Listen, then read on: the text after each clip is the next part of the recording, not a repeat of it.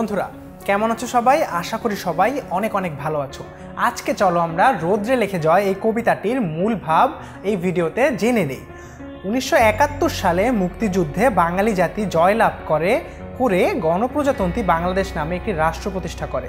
অর্থাৎ আমাদের মুক্তিযুদ্ধ 1971 সালে হয়েছিল এবং আমরা অর্থাৎ বাঙালি জাতি জয়লাভ করে কিন্তু গণপ্রজাতন্ত্রী বাংলাদেশ নামে একটি রাষ্ট্র পৃথিবীর বুকে প্রতিষ্ঠা করে। আগে দেশের নাম ছিল পূর্ব পাকিস্তান, অর্থাৎ বাংলাদেশের পূর্বের নাম ছিল পূর্ব পাকিস্তান। হানাদার পাকিস্তানি সৈন্যদের সঙ্গে যুদ্ধ করে এদেশের বীর মুক্তিযোদ্ধারা জয়ী হয়েছিলেন।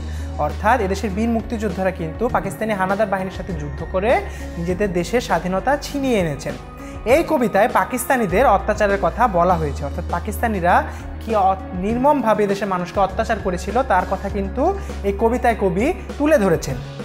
তাদের বিরুদ্ধে কেন এই দেশের সন্তানেরা সংগ্রাম করেছিল সে কথাও বলা হয়েছে, অর্থাৎ তাদের বিরুদ্ধে কেন এদেশের দামাল ছেলেরা এদেশের সন্তানেরা সংগ্রাম করেছিল, স্বাধীনতার যুদ্ধ করেছিল তাও কিন্তু কবি তার কবিতায় তুলে ধরেছেন। তাহলে বন্ধুরা আমরা কিন্তু রৌদ্রে লিখে জয় কবিতাটির মূল ভাবটিও জেনে নিলাম এবং বুঝে নিলাম।